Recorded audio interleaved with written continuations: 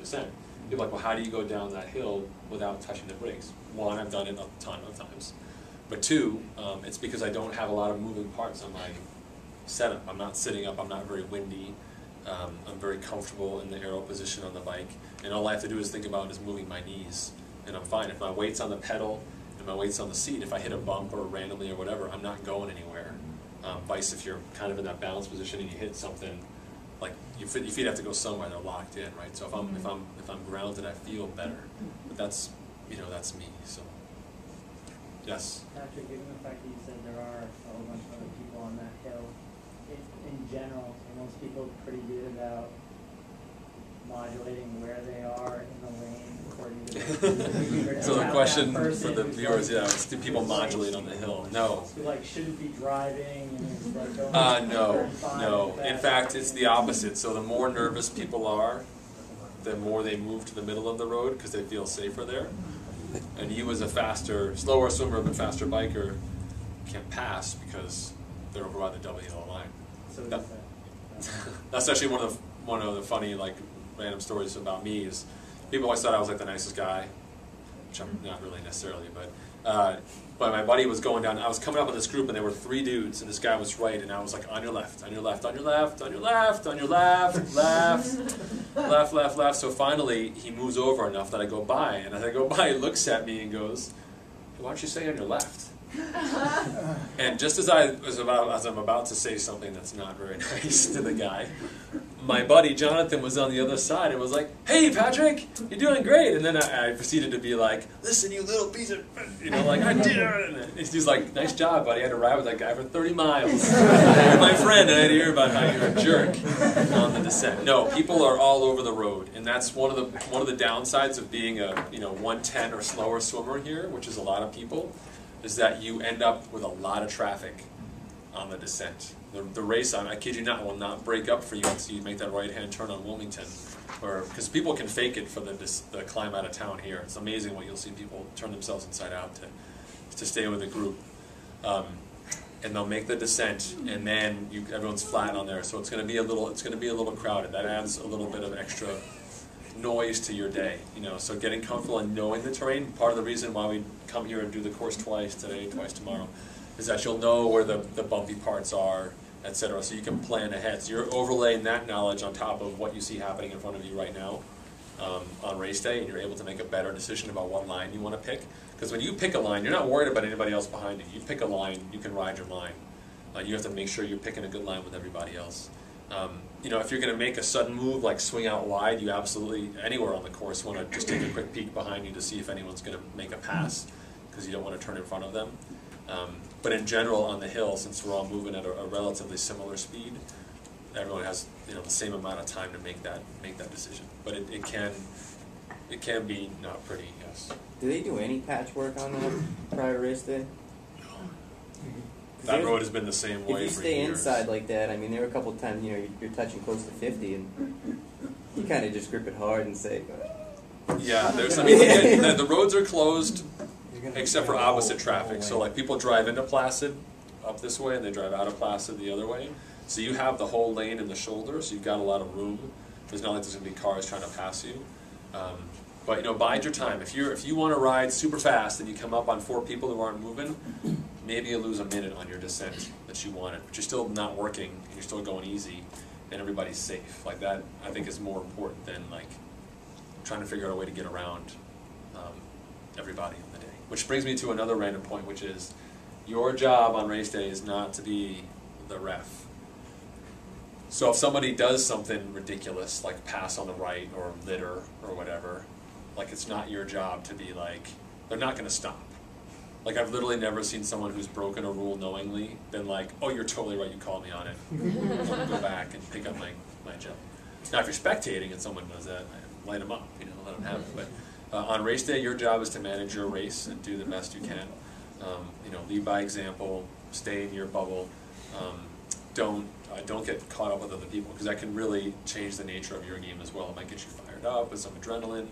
It may take you just out of, you might miss a feed cycle, whatever it is. So do the best race that you can do, but don't get fired up about Donnie, who decides to descend like a jerk and then like throws his food all over the bottom of the course, and you know, whatever else he does, like blocking other people. So let that go. No one really mentioned nutrition yet. So everybody had a great nutritional day. Everybody was like, "Wow, I started off cold, but then it got hot, but I totally drank enough, and I ate enough, and I felt fine. I had no burps, no gas. I didn't bonk." Did anybody bonk? Come on, I totally bonked. I got a little woozy. You got a little woozy? I pulled over, had a gel, and it was good. Where were you at, like time-wise, for the day? Second loop, heading towards, at a J. Okay. Probably like, I don't know. Yeah, I grabbed 70 or 80 miles Okay. in, something like All that. right. I grabbed a Coke at Wilmington Okay. at the gas station. Okay. I'll probably put a frozen Coke in my special needs bag. Any special needs bags? You got something? Yeah. Okay. How about you? At one point, I just couldn't take anything else in. Right. Okay. So you got to sit back and say, all right, how do I, now knowing that, where this happened, how do I change my nutrition plan? A lot of times it could be salts. You might need a little more salt in your system to help process the water. Salt moves water. So you're drinking it, but it might not be getting out of your gut in the most efficient manner. So making sure there's some sodium in what you're taking in, either through tabs or there's enough sodium in whatever it is that you're taking in. Knowing where you bonk roughly is a great benchmark. See what happens tomorrow. Maybe tomorrow, a half hour before you get to that point, eat something before you get I there. think the goo on every hour in addition to infinite might be a good thing for me. Okay, all right. So you want to, figure it out and map your system across that, or having the fail-safe option, like the phone call home if something goes wrong. You got your Coke in the bag, whatever it takes. But again, tomorrow you get the chance to kind of dial in that nutrition. They have tons of stuff on the bike course. So in general, we tell people to reiterate. We tell people to think about 250 to 300 calories an hour as a baseline across all sources, liquid and solids. And then if you do need to eat more, there's always aid stations out there, or in our case, convenience stores where you can pack a couple extra gels. But we usually encourage people to go lighter with their nutrition than heavier. No one has ever had a nutrition problem on race day they couldn't fix by going too light. If you eat too much, there's only one way to solve that. Well, two ways. You can wait and start walking, or you can lose it all. You don't want to be in a position where you've got too much going on in your stomach, and the only thing you can do is slow down and wait for it. Because the worst part about those problems is that you totally did it to yourself. It wasn't like some jerk cut you off or something randomly happened. You just ate a ton of Cliff Bars for some reason, and now are stuck with this rock gut that you can't fix. Okay, so definitely look at that. And you'll notice it definitely got way hotter, just 1 second, way hotter in that second loop. The first loop I was fine with my 2 water bottles and my Infinite all the way through.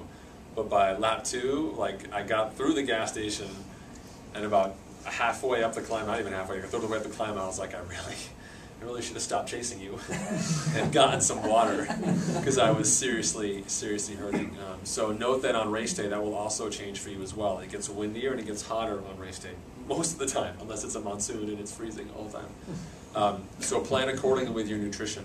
Know that it's going to be easier to eat calories in the first loop than it is going to be on the second, because it's going to get hotter. Okay, so plan ahead accordingly to have a good nutrition plan that you get started from the outset.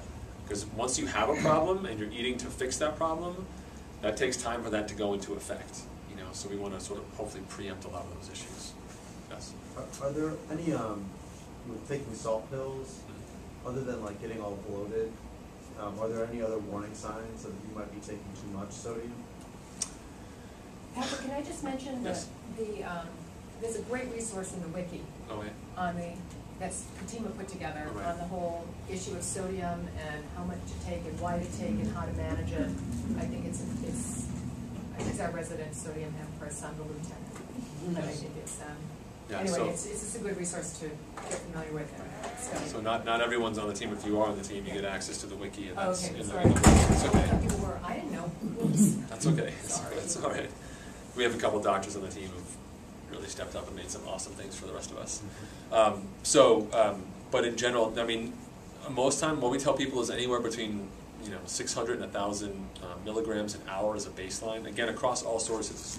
So if you're like, oh, I can take 4 of these pills, but you forgot that your Perform has a bunch in it and the Jelly Weight has a bunch in it, and all of a sudden you're taking 1,500. For most of us, the standard American diet, we take in plenty of salts in a standard day that we're not you're processing it enough that you're okay. And the goal of the salt doesn't magically stop your cramps. It just gets that water that you're ingesting out of your gut into your system, so you avoid that dreaded, gallon of milk feeling. The stuff's just sloshing around your stomach and is not getting out when you've got an imbalance in there, when the body's shunting water there. Yes. I don't know if anyone else has it. It's kind of weird, but I don't drink any water. Okay. I can't drink water that much. It always dries the heck out of my throat. Okay. I get a sore throat. So, like today, I had no bottles of water. Wasn't a problem. But did you drink anything? Oh yeah, I drink, but it's always got to be something flavored. Oh, okay. Got to have something in it. I just Right. can't drink. I may go through that much plain water. Okay. Even on the run. Beer Okay. has water in It just gets so. it, and corpse. Yeah. Yeah. Anything you could do. I know I was talking to you guys. Do cranberry, like a little bit of cranberry juice in their water, some Yeah, kind I'm of always flavor. mixing flavor in it or something. That's fine. Again, it's more about consistency, because when you throw a bunch of liquids into your system, especially as you go further in the day and the temperature starts to increase, your body's ability to handle and process just decreases significantly. So, the bike fuels your run and the rest of your day for the most part. The first half of your bike, even more so than the second half of your bike. A lot of people lose their attention or get focused on something else, or have issues happen to them and they lose sight of their feed cycle. So making sure you have that consistent plan that you stick with from the outset is so important. That's one of the biggest advantages that people who've done the race a lot have over newbies, is you've made a couple of those mistakes and you know not to do that ever again. So. I mean, as far as like training, I've always tried to keep like the bottle an hour kind of thing. I mean, does that still hold true with this, or am I going to be going to the bathroom a lot? That's fine. If you go to the bathroom a lot on race day, you learn how to pee on your bike. Don't wear socks. That's fine. Don't worry about it. Like if you're peeing, that's a great sign. It's when you stop peeing. That's when you're like, hey, normally I would be. And again, you don't really. On a ride, you might stop, or you might not have swum for an hour plus before. But on race day, you've got a lot of water in your system, and you tend to pee a couple times on the bike. That's a very good, healthy sign. Like you don't want to stop 15 times to pee. But that's a good indicator for you of, hey, I'm processing this fluid, it's getting through my system. If somebody's drafting off you, it's a good time to go to the bathroom. Yes. Yeah, show them with your You don't have actions. to say anything. Just go. They figured it out pretty quick. But so that's no, absolutely. Yeah, being on a bike you gotta is- work it out. I mean, let's not. That's awesome. I want that.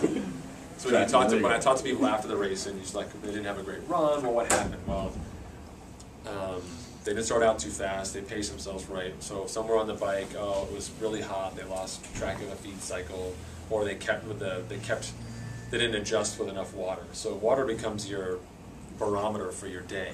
So the story I tell about Timberman, Chris G is not here. He left, but he's hiding. I'm here. So we did Timberman a couple of years ago. We did. And it was ridiculously hot. I saw Chris at mile 25 maybe or something like that on the bike. And he was like, man, it's, I can't believe how hot it is, And it really struck me at the time, like that's what veterans are really thinking. Like I'm not thinking like, hey, I got to mile 25 this fast, I'm so fast, or like all the people around me, or she's got a nice hot pink bike, or whatever it is. But the guys at the pointy end of the race and the girls at the pointy end of the race are like, wow, it's way hotter than I thought it was going to be. I need to fix this now and start drinking now, because I know that when it comes time to the run, it's going to be crazy hot. I can't fix that problem then. I got to do it now. And water becomes an easy variable for you. So for me, if it gets hotter than I plan on race day, I up my feed cycle from 15 to 10 minutes. So I'm doing something every 10 minutes with some water, and I drink a little bit less of my other stuff. But I'm not trying to overload my system with any one set piece. But that water and processing that water becomes key, because your ability to do so on the run is severely impacted. And I'll talk more about the run in a second. But in general, that's the change you want to make. Because you talk to people after the race, and they're like, "Oh my God, it was so hot." I still biked, at 2:30. It was great, and then I walked the entire run. Because they had set a goal of doing something on the bike, and they did that thing on the bike, and they sacrificed the rest of their race for it. So keep your head in the game. Think about the things that matter the most. And in a game like this with 112 miles, it's all about nutrition. That's what it comes down to. How long after you come out of T1 Because I think normally you just have water for a little bit first to let Right. yourself settle. And so, but how long would you wait? So the general rule of thumb is about half an hour out of the swim. We tell people to have